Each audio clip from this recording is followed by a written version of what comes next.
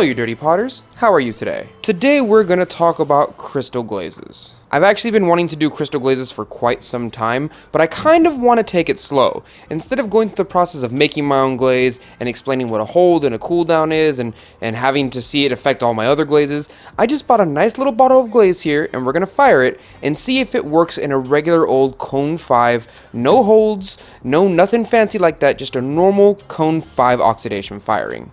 It's actually one of the primary reasons I bought a KM1027. I knew that it can do holds very easily and it can go all the way up to cone 10, just in case I had to change some of the recipes around. But before I start making my own recipes, I want to test crystalline glazes with a store-bought glaze. So I went to the store the other day and I bought myself some lavender filigree.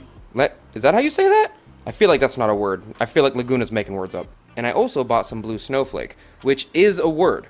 Maybe I'm just not well versed in the English. This one's product number is WC162, and this one's product number, I think it's really close to it because they're both the same product, kind of, is WC160. So these two are pretty much, I'm willing to bet they're the same base chemically, but they're also like a couple oxides and carbonates apart in colorants, right? So what we're going to do today is we're going to fire these off at cone 5. We're just going to play a little bit with them and put them in the next kiln load. That's all we're going to do. This is kind of just an experiment to see how my kiln reacts. And I also kind of haven't had too much experience with crystalline glazes. And because, like, I understand that a lot of people will usually get a crystalline glaze, put it all over their body. And, well, not their body, I mean their clay body. That'd be weird. They'll put it all over the clay body and put like a little pedestal right here. But I feel like I can get around that by creating like raw work by just putting it on the inside and partially the outside of the clay body. It would still look really good, especially on brown clay, which is why I have those bowls over there. But this way, I just want to see, like if I put it out here a little bit and it drips all the way down here, well that's a problem, because that's gonna run no matter what. But if you put it on the inside of a product and leave the outside raw, there's nowhere to run. It's just going to pool right here. So we're going to do a little bit of experimenting, see how far they run with these cups, and we're also going to see how good they can look on raw work.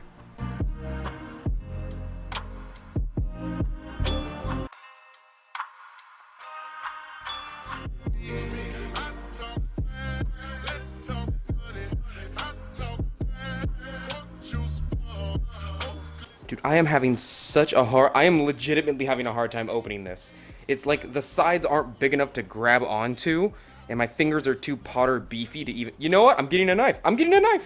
Yeah, take that, child-proof lock that I easily got past by using a literal knife.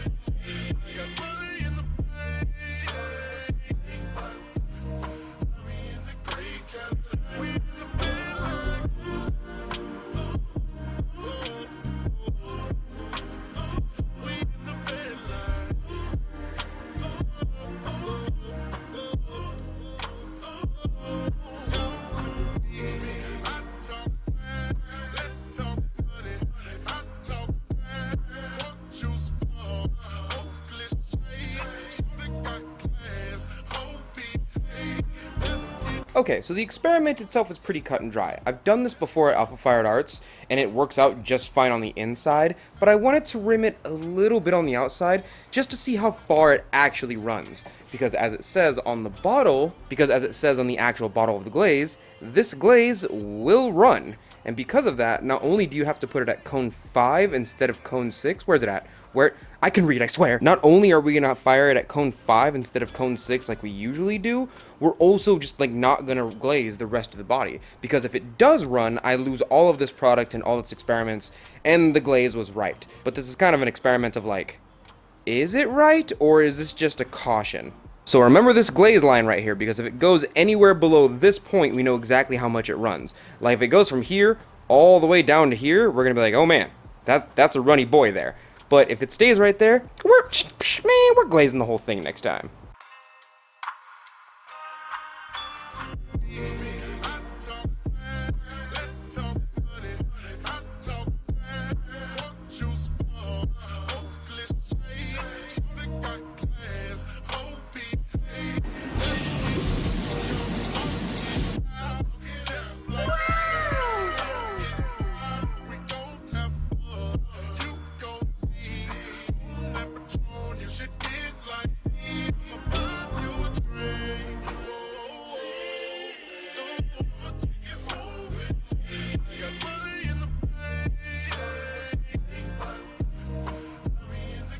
Let's take a look at these bowls, and we'll take a look at these later.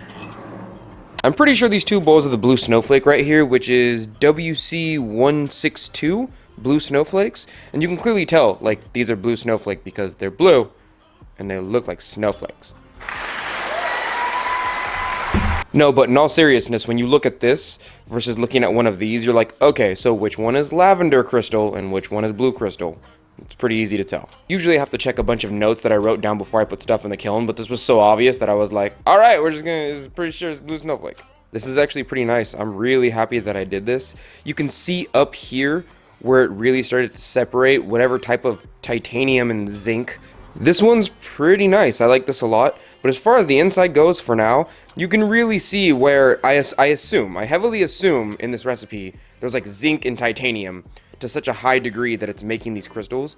And here it looks like is all the titanium that it kind of split off. But man, I'm really into this. I would like to buy more of this glaze, please.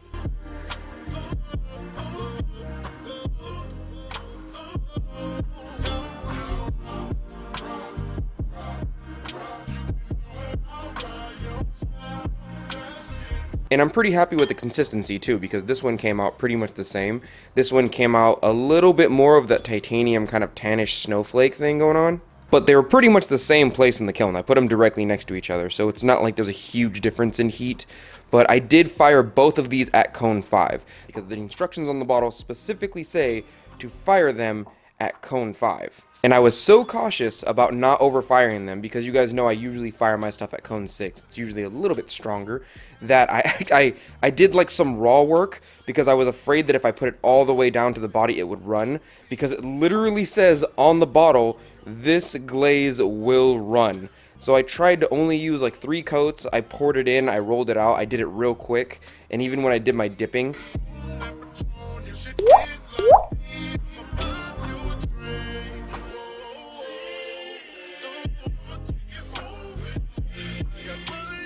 let's check out these cups now. While the other cups were glazed with the blue snowflake, these ones are glazed with the lavender Ferengi. And I pretty much did these the exact same way. You can see where it kind of clumped up and almost ran, and one spot ran like the tiniest bit right here with this lavender. But the inside, you can essentially glaze as much as you want, because like where's it gonna run to? It has nowhere to run. So I just poured a bunch in there. But look, the inside looks way better than the outside. It's probably because I put a pour in there instead of coats. There is a cup that I will show you later that I put 3 coats officially on with a brush. So that way we can get both variations of pour and brushing. But I do enjoy the pouring method a lot more. That being said, I think if I would have poured it on the outside, I would have gotten in a little bit of trouble, because, I mean, it runs. It definitely runs. You could see it looks like it's clumping up right there and starting to drip. But, like, it's not so much so that it's like, this glaze will run. The bottle says it like a movie poster that's trying to scare you before you see the movie, like, in the summer of 2020, this glaze will run. So what I did in order to test this glaze is I put a bunch of glaze right here in the little belly button of the cup, and I just, like, put about 4 coats in there just to see if it would drip, and it started to around 4 coats. Again, the inside is kind of like poured in, and then the outside, of course, is kind of turned upside down and dipped. But this part right here, I put 4 coats with a little brush right here. So you can kind of see this started to run a tiny bit, versus this up here looks just fine. This, again, is technically categorized as raw work, even though I don't like doing raw work, which is leaving the high majority of your clay body raw while glazing the functional parts with white clay, because with white clay, it just looks stupid when you do raw work. You're like, oh, unless it's marbleized clay, or it's dark clay, or it's black clay, like Cassius, it just looks stupid. It looks like someone didn't finish glazing. But I think somebody would still like this, to be honest, so I'm gonna put it in the store.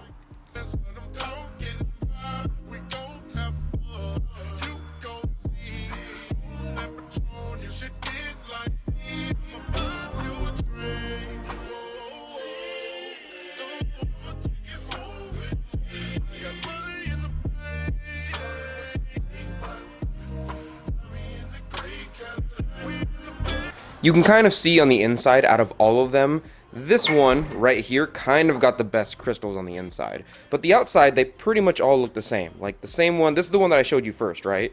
This looks exactly like this on the outside, exactly like this on the outside. Like there's no real difference, but the inside is really where the magic happens with like the pouring. But I wouldn't pour it on the outside because remember, this summer. Sorry, I won't do it to you again. I'm sure I'm going to get a bunch of comments down below. Stop doing the same bit over and over again. We got most of them out of the way, but I still want to show you one more. I did one behind your back. Don't worry, I'm not trying to have fun without you.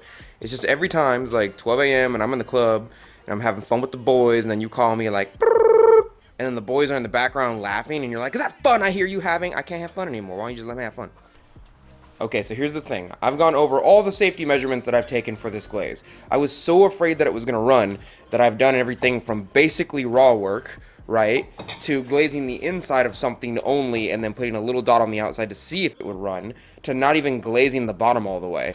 But I decided to do one control. I decided to do one where I just said heck with it and glaze it all the way. The difference is that when people do this type of work, they usually put like a little disc. So what most people do when they're working with crystal work is they make like this little disc / coaster, they put it on the bottom, they glaze the entire cup in crystalline glaze, and they'll put that cup directly on that little disc like this. So if it does run, which a high majority of the time it does, it'll run onto the little disc, they can take it off, break it off the cup itself, and they either sand it down or solder it down or whatever they do to make it look a little bit cleaner and nicer and neater.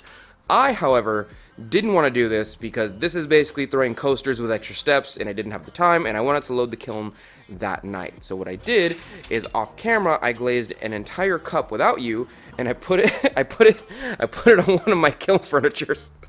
And so I grabbed one of my cups, glazed it all the way like I normally would with a brush. I did 3 coats on the outside and poured it on the inside just for safety measurements. I didn't want to pour the outside because I was sure it would run if I did that. Put this in the kiln, I put it like this, and this is the cup that I got out. It actually didn't run at all. The glaze line is super clean. I didn't do any extra work. The only thing I did is wax it like I did with literally every piece I usually do before I put in the kiln. And it still came out with fantastic crystals. It didn't run. I don't really know what was going on. I will say I would have usually done this at cone 6, but the instructions on the bottle clearly said do it at cone 5. And you know what? I think I can just do it like this from now on.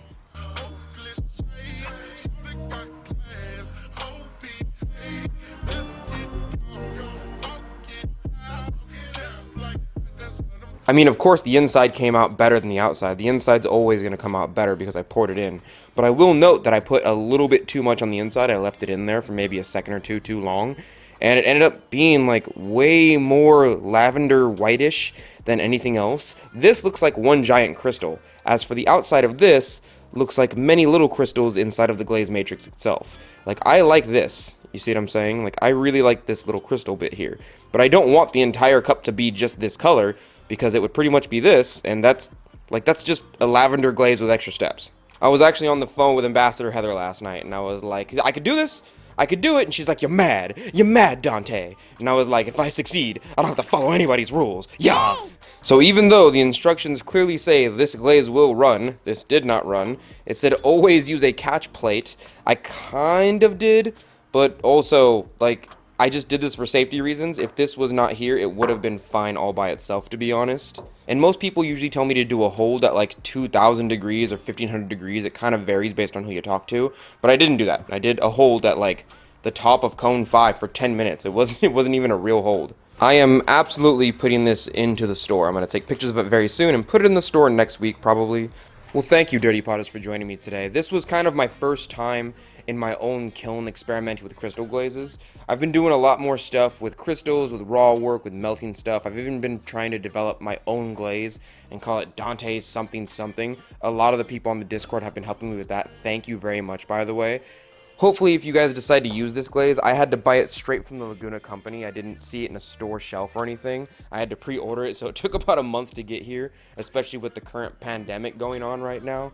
So I will say that I remember using this quite some time ago. There was something about it that was special that I just forgot about a long time ago, and then I was like, oh yeah, I could do that now in my new kiln. So now that I have one, I could definitely do crystal glazes just like this. I'm pretty happy with the results. I'll probably do not raw work from this point on with this, or maybe some people like it. Tell me down in the comments below if you guys like this kind of raw work. I'm a fan of it, but like I know a lot of people just aren't. I pretty much exclusively use raw work with brown clay, because if I do it with white clay and it's not marbleized, it kind of just like looks like unfinished product, you know what I mean? If you'd like to see any of my artwork, the links are always down below. We have the new website /store/blog/ they gave me my own website and I could do whatever I want with it. It's super weird. I don't know what to do with it, but you can buy stuff on there. The Instagram, the Facebook. I reactivated my Twitter because too many people wanted me to, but also I kind of only use it to share my stats about Destiny with the homies. I'm not gonna lie. If you tweet me, I'm not gonna answer you back. Hopefully you guys have yourselves a fantastic day. If you do decide to buy this glaze right here, I would like you to remember that it does say it will run. I would only put it at cone 5 for now, unless someone proves me wrong and puts it at cone 6, like without a catch, and is like, look, it's totally stable. But this glaze turned out way more stable than I thought it would, considering I took a bunch of safety precautions with the majority of them, but one of them I just kind of like did it all the way and it turned out fine. So, you know, take this information with a grain of salt. I love you guys, keep making art, and I will see you dirty potters next week.